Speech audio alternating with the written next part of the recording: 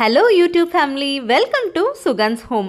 இன்றைக்கி பாதாம் வச்சு சூப்பரான ஒரு ஸ்வீட் ரெசிபி தான் பண்ண போகிறோம். இதுக்கு பாதாமை 1 மணி நேரத்துக்கு முன்னாடி ஊற வச்சு அதோட தோலெல்லாம் நல்லா எடுக்கணும். தோல் ஒன்று கூட விடக்கூடாது. அது மட்டும் இல்லாமல் பாதாம் வந்து good for health, low cholesterol, ஹார்ட்டுக்கும் ரொம்ப நல்லது. எல்லாத்தையும் நல்லா தோலை ஒன்று விடாமல் எடுக்கணும். பால் இதுக்கு 1 லிட்டர் தேவைப்படும். பாலை 1/2 லிட்டர் நல்லா கொதிக்க வச்சு அது கூட லெமனை நல்லா புழிஞ்சு விட்டுறணும். நம்ம லெமனை புழிஞ்சு விடும்போது பால் திரிஞ்சிரும். திரிஞ்ச உடனே தண்ணி தனியாக, அதோட கோவா தனியாக எடுத்துடணும். பாலை நல்லா கொதிக்க வச்சுட்டே இருக்கும்போது நல்லா அதோட ஏடெல்லாம் நல்லா தனியாக பிரிஞ்சு வந்துடும். நம்ம லெமனை மட்டும் பிழியும் போது கொட்டை இல்லாமல் புழிஞ்சு எடுத்துடணும். இப்போ ஒரு நல்ல சுத்தமான துணியில் அப்படியே பாலை எடுத்து ஊற்றும் போது அதோட கோவாலாம் தனியாக துணியில் நின்றுக்கும். துணியை மட்டும் நம்ம நல்லா முடிச்சு போட்டுக்கிட்டால் போதும்.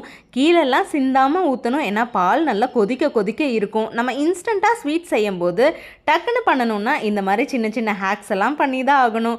ஒரு மூட்டை மாதிரி நல்லா கட்டிட்டு ஒரு இடத்துல வச்சுட்டா அந்த தண்ணியெல்லாம் தனியாக வந்துடும். தண்ணியெல்லாம் வேஸ்ட் பண்ண வேண்டியதில்லை. நீங்கள் சப்பாத்தி ஏதோ செய்கிற மாதிரி ஐடியா இருந்தால் அதில் போட்டு பிணைஞ்சிட்டா இது கூட ப்ரோட்டீன் ரிச்சான தண்ணி தான். தண்ணி வடிகிறதுக்குள்ளே டக்குன்னு நம்ம இருக்கிற இடத்த கொஞ்சம் கொஞ்சம் சுத்தம் பண்ணிக்கிட்டா தான் நமக்கும் வேலை செய்கிற அலுப்பே தெரியாதுங்க. ஒரு இடம் சுத்தமாக இருக்கும்போது தான் நமக்கு அந்த வேலை செய்கிறதுக்கு இன்ட்ரெஸ்ட்டே வரும். இப்போ பால் எடை வந்து வடியல அப்படின்னா கொஞ்சம் கொஞ்சம் துணியில் அமுத்தி விட்டாலே அந்த கோவாலாம் நல்லா ரெடி ஆகிடும். அதுக்குள்ளே நமக்கு வெல்லம் தேவைப்படும். வெல்லம் வந்து இந்த மாதிரி சின்ன சின்ன பீசஸாக கட் பண்ணணும். பார்த்து கையை கட் பண்ணிக்காமல் சின்ன சின்ன பீசஸாக கட் பண்ணணும். அதுவும் துருவல் இருந்தால் துருவிக்கலாம். நான் கட் தான் பண்ணுறேன், ஏன்னா அதுதான் எனக்கு வேலை சுலபமாக முடிஞ்சிடும். கட்டர் ட்ரேயில் வச்சு கட் பண்ணும்போது கொஞ்சம் ஈஸியாகவும் இருக்கும். நம்ம வெல்லம் மட்டும் வாங்கும்போது நல்ல குவாலிட்டியாக வாங்கினா மண்ணெல்லாம் எதுவுமே இருக்காது. ஏன்னா நம்ம ஸ்வீட்டில் வந்து அப்படியே பால் கூட போடுறோம். நல்ல குவாலிட்டியாக இருந்தால் அது திரிஞ்செல்லாம் போகாது, நல்லா இருக்கும் குவாலிட்டியும். அது மட்டும் இல்லைங்க, பாதாம் வந்து குட் ஃபார் ஹார்ட்டு, குட் கொலஸ்ட்ராலும் கூட. தரமான வெல்லமாக இருந்தால் டேஸ்ட்டு கூட நல்லாயிருக்கும். இப்போ மீதம் இருக்கிற 1/2 லிட்டர் பாலை ஒரு கடாயில் ஊற்றி நல்லா கிண்டணும். பால் கொதிக்கிறதுக்குள்ளே நம்ம பாதாமை மிக்சர் ஜாரில் போட்டு நல்லா கொரன்னு அரைச்சி வச்சுக்கணும். அதுக்குள்ளே பாலெல்லாம் கொதித்து ரெடி ஆகிடும். மிக்சரில் நம்ம போடும்போது கண்டிப்பாக தோலெல்லாம் இருக்கக்கூடாது. நல்லா நீட்டாக தோலெல்லாம் எடுத்துடணும். இப்போ பாலோட கோவாவும் ரெடி ஆகிடுச்சு. ஓப்பன் பண்ணி பார்த்தாலே நமக்கு தெரியும். கெட்டியாக அழகாக பூ மாதிரி இருக்கும். ஒரு சில டைமில் அதை பார்த்தா பந்து மாதிரி கூட இருக்கும். ஆனால் அதெல்லாம் வச்சு விளையாடக்கூடாது. டக்குன்னு சமையலுக்கு எடுத்து யூஸ் பண்ணியிருக்கணும். கண்டிப்பாக கோவாவில் வந்து தண்ணி இருக்கக்கூடாது. தண்ணி இல்லாமல் நல்லா கெட்டியான இந்த மாதிரி தன்மையாக இருக்கும். இப்போ நம்ம அரைச்ச பாதாம் கோர்ஸ் பேஸ்ட்டோட இதையும் கொஞ்சம் கொஞ்சமாக அப்படியே நம்ம உதிர்த்து சேர்த்துக்கணும். நல்லா எல்லாத்தையுமே சேர்த்து தேவைப்பட்டால் கொஞ்சம் தண்ணி ஊற்றி நல்லா ஃபைன் பேஸ்ட்டாக அரைக்கணும். ஏன்னா நம்ம பண்ண போகிறது வந்து பாதாம் கத்திலி. அதுக்கு வந்து நைஸாக இருந்தால் தான் நல்லா சாப்பிடும்போது நல்லாயிருக்கும். இப்போ பால் வந்து நல்லா கொதிச்சு சுண்டிடுச்சு. அது கூட நம்ம வெல்லத்தையும் போட்டு நல்லா கிண்டிக்கணும். 1/2 லிட்டர் பால் 1/4 லிட்டர் பால் ஆகிற வரைக்கும் சுண்டணும். நல்லா போட்டு கிளறிட்டு பால் இப்போ லைட்டாக கலர் கொடுத்துருச்சு பார்த்தீங்களா? அந்த டைமில் நம்ம அரைச்ச பேஸ்ட்டையும் கொஞ்சம் கொஞ்சமாக சேர்த்தணும். அதையும் போட்டு நல்லா கை விடாமல் கிளறிக்கணும். நம்ம எந்த எண்ணெயோ நெய்யோ எதுவுமே சேர்த்த வேண்டியதில்லை. ஏன்னா பாதாமில் வந்து நேச்சுரலாகவே ஆயில் ரிலீஸ் ஆகிற கண்டென்ட் இருக்குது.